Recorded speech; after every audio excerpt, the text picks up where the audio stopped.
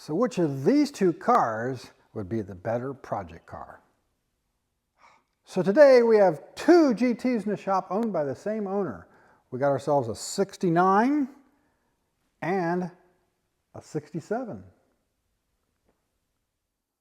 So the 69 GT here is one that she's owned for, I guess, quite some time now. I don't really know how long she's owned it, but she brought it to Ohio from California. I have no idea what part of California or if it was originally a California car or not, but now the sharp ones among you will say, wait a minute, this thing's got marker lights on the sides. That's not a 69. You're right.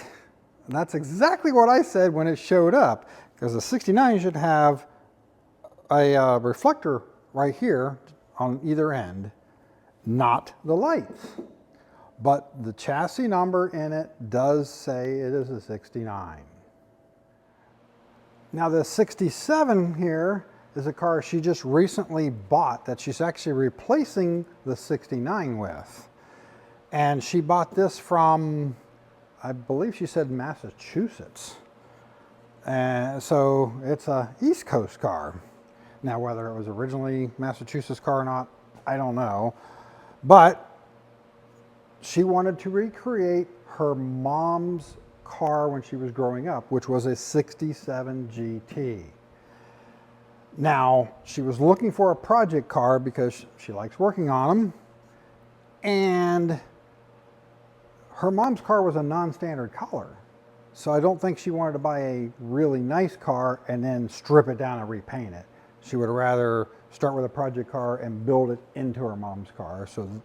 And she said she had a really hard time, however she was looking, trying to find specifically a 67 that was a good solid basis for a project and not really rotten or missing tons of stuff. So this is what she ended up buying. So the reason we have both these cars in here is because this is a wire wheel car and this is a bolt-on wheel car. And she wants this one to be the bolt-on wheel car. So the rear axle, hubs, and everything from this are going to go on to that, and vice versa. And then she's getting rid of this one. So I know a lot of you are going to look at this car initially, see all the peel and clear coat, which obviously isn't factory, and you see all the little rust splotches and the staining here and rust of places like this. And you'll think to yourself, wow, this is not nearly as nice of a car as the other one is. Well, we're going to take a look at them and see, is this car really as bad as it looks? And is the other one as good as it looks? So to start with, the 69 here, the chassis number is missing here, but it has been reissued. A state of California reissued an identification number in the correct 69 MG chassis number. Now, the commission plate does show it within the 69 range and the body number both in the 69 range. I don't remember them having this big of rivets in them though, so, you know, I don't know, might be a 69, it might be a 70 with 69 tags on it, we don't know.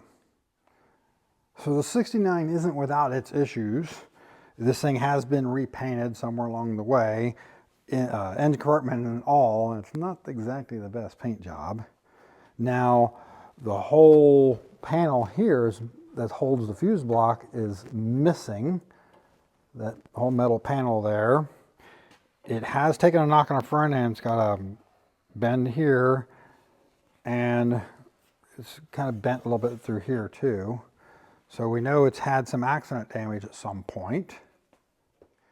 In addition to that damage there, it also is bent back in through here. The inner fender well is bent here, and right about in here it's wrinkled a little bit too. So it would have to have this thing pulled to make a really nice car out of it. And even though this is a California car, it is not rust free. We do know there's no seam here on this side, which it's all cracked out because it was bonded over. And the seam on this side is gone on the other side. And we do have rust here on both sides getting started.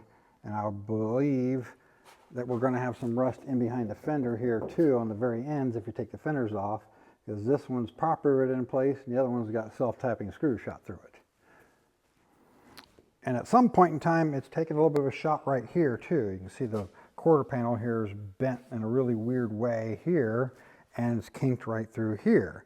So it does need some work back here to once again make it a nice car. The car obviously does not have the correct 69 seats in it, which she wouldn't want anyway. She would want the 67 seats, and mismatched headrests, and it's had a conversion to a steel dash, but it wasn't done in the best way, and it seems like it's pretty much just zip tied in there anyway. So in order to do this correctly, you actually need to cut this section out of another car and weld a new panel in here. And I do know that she said this is just kind of there bridging the gap. So I do know though there is some fiberglass pieces out there you can buy, fiberglass dashes and filler plugs you can put in here to make that conversion. But I don't think she wanted to go that way. So in addition to seeing that the seam is gone here, which suggests some rust repair has already been done here at one time, and bubbling coming through again, some reason there is wood in the floors on both sides. What is that covering up? We don't know yet. Now looking up underneath the car, it's really hard to get a good camera angle underneath here on jack stands, but both sides are missing the jack supports or the jacking points, and the seats have all been drilled in through different holes, and there's a couple of other odd things underneath there. Obviously on the passenger side, both rear seat bolt areas have been busted out and have had patches just put in with pop rivets. So it would need some metal work done to this car within the rockers and floors to make all of that right. As well as, I believe, up in the trumpet sections here, there is some problem, a little bit of rust getting started in the corners here. So now onto the 67 here. It does actually have the VIN tag that's supposed to be on there, attached in the way it's supposed to be, and the body tag here with the correct rivets. So it doesn't look like these have ever actually been messed around with. And I don't see any evidence of crash repair anywhere on this, or crash damage and repair done on this car anywhere at any point in time. Though we do have a little more rust on this car. Other than the usual parking lot prangs at both ends, like you usually see on so many of these cars, there's no actual evidence of crash repair or crash damage anywhere on the back of the car either. Of course, we do have all this rust to deal with, but she was going to just take the hatch off of the other car and put it onto this one to fix that problem. Now this car, being the 67 that she wants, already has the correct 67 seats in it, the correct steel dash, and everything's the way it's supposed to be. Of course, she needs a new steering wheel. But even the doors here, so the latches and everything are all different on the 67, and she wouldn't have to convert any of that stuff on this car to make all those details right if she really wants it to be like a 67. And one of the other detailed differences that you really can't recreate very easily is the hump here. The transmission tunnel is different on a 67 than it is on a 69. It doesn't have this separate cover over here on the 69s because it has the later style transmission in it, where this is the early style. So if she really truly wants it to be a 67, it's better off to start with the 67 than to try to turn the 69 into a 67 lookalike.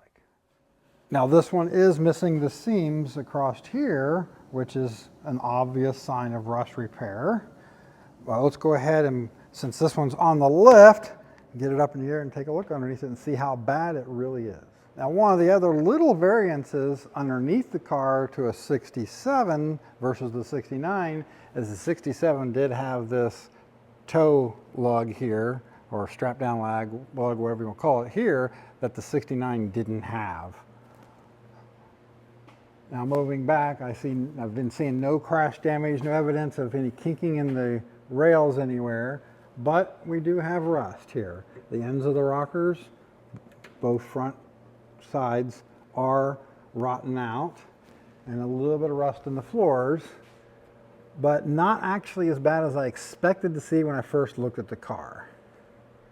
When you come back here, you got, other than some rust across here, you know, it's not as bad as it could be, but still, if I was doing it, it'd probably get a full rocker, sill, and floor on this side to fix it properly.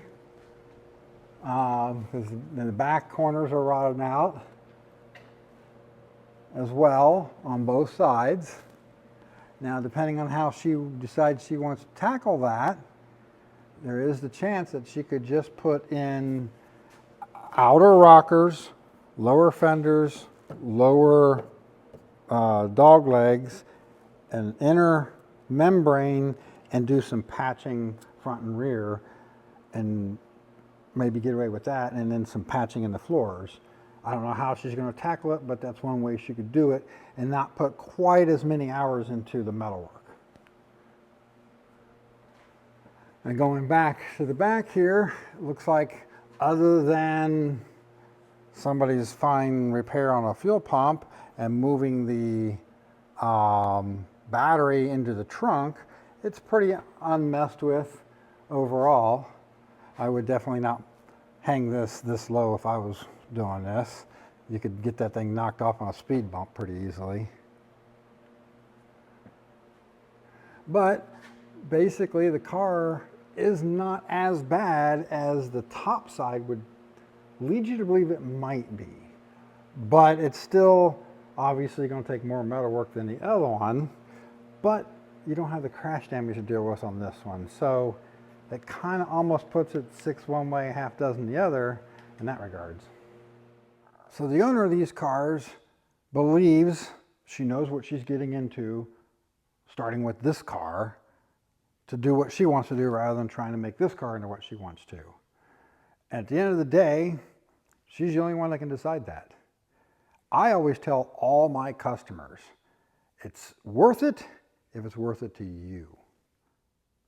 So if you want to see what goes into actually swapping wire to bolt on and bolt on the wire conversions, let me know in the comments below. Maybe we'll try to do a video on that swap. Also, I have no idea if this thing runs, and we know that the other one hasn't run for a minimum of 4 years. So if you'd like to see a video on me trying to get both of these things running, comment below and let me know.